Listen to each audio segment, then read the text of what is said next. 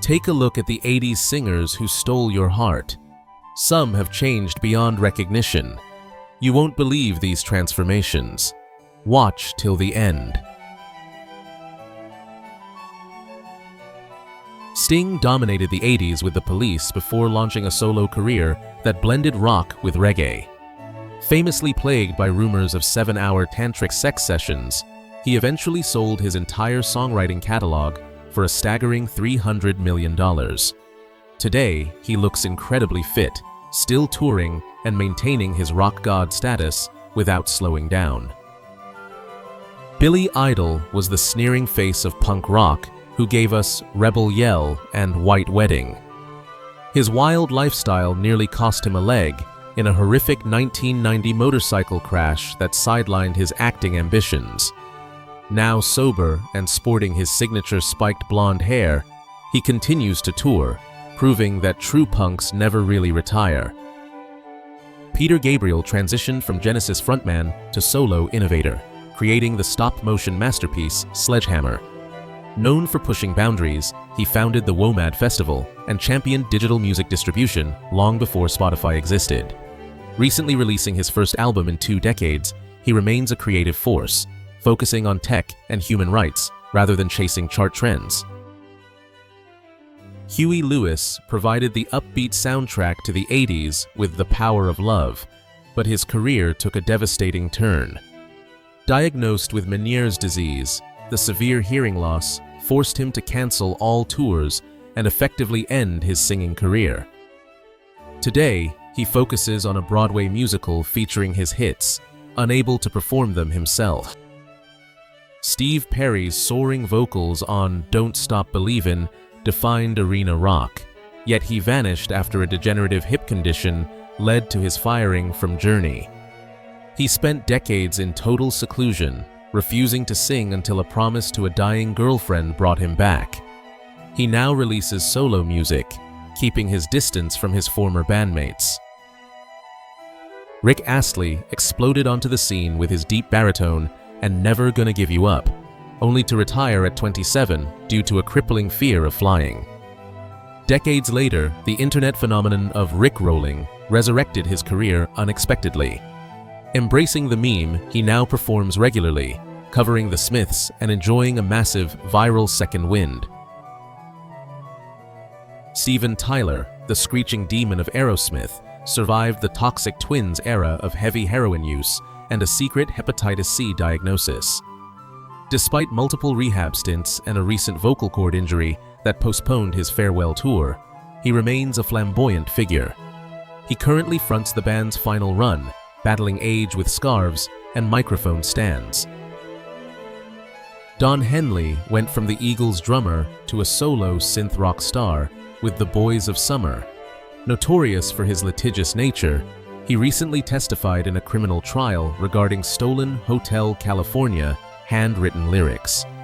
He currently leads the Eagles on their Long Goodbye tour, strictly prohibiting audience filming to maintain total control over his image. Kenny Loggins earned the title King of the Movie Soundtrack with hits for Footloose and Top Gun. While he once defined the 80s aesthetic, he recently sold his catalog to Hipgnosis for a massive, undisclosed sum. After completing his final tour in 2023, he has officially stepped back from the road to focus on mentorship. John Mellencamp dropped the Cougar stage name to become the voice of the American heartland with Jack and Diane. A chain smoker who suffered a heart attack at just 42, he has refused to quit cigarettes or compromise his grumpy public persona. He continues to paint and tour, often making headlines for snapping at audiences to shut up. Willie Nelson transcended genres with Always on My Mind, but famously lost everything to a $32 million IRS tax bill in the early 90s. He paid it off by releasing the IRS tapes and hasn't stopped since. Now in his 90s, he still tours relentlessly and advocates for cannabis, outliving nearly all his peers. Robert Smith defined goth rock with The Cure, sporting smeared lipstick and messy hair that he refuses to abandon. Unlike many sellouts, he recently waged a public war against Ticketmaster, forcing the giant to refund excessive fees to fans. He is currently finishing the long-delayed album Songs of a Lost World while headlining massive festivals. Elvis Costello brought intellectual bite to New Wave, once getting banned from SNL for abruptly switching songs mid-broadcast. A 2018 cancer scare forced him to cancel tour dates, but he recovered quickly to release The Boy Named If. He continues to tour globally, constantly reinventing his arrangements rather than playing purely nostalgic sets.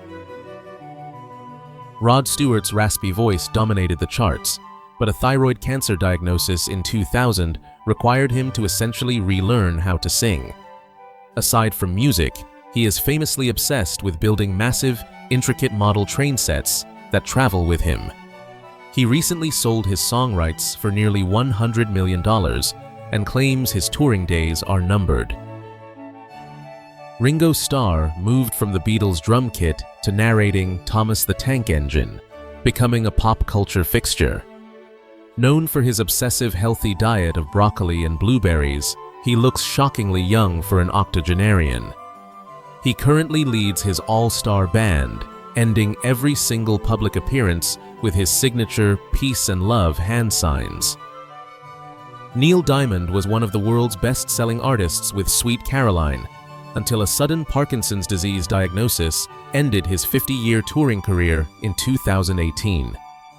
While he can no longer perform full concerts, he occasionally makes surprise appearances to sing a single song.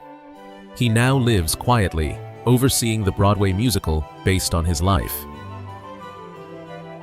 Paul Simon crafted the masterpiece Graceland, though his career was often overshadowed by his bitter, decades-long feud with Art Garfunkel. Recently, he suffered near total hearing loss in his left ear, making live performance extremely difficult. He has retired from touring, but continues to compose intricate acoustic pieces from his home in Texas. Richard Marx was the mullet-wearing king of power ballads like Right Here Waiting. Today, he has reinvented himself as a surprisingly aggressive political commentator on social media, often roasting trolls who attack him. Married to Daisy Fuentes, he balances a vegan lifestyle with touring, proving his vocals are remarkably preserved despite the passage of time. Boy George was the androgynous face of Culture Club before spiraling into severe heroin addiction and a 4-month prison sentence for chaining a male escort to a wall. He has since cleaned up his image, shedding significant weight and judging on The Voice. He currently tours with Culture Club, sporting hats even larger than in the 80s. Rick Springfield was the ultimate heartthrob, juggling General Hospital fame with the smash hit Jesse's Girl. Beneath the gloss, he battled severe depression and later confessed to a crippling sex addiction in his autobiography. At over 70, he maintains a shredded physique and tours frequently, openly discussing his mental health struggles with his fan base.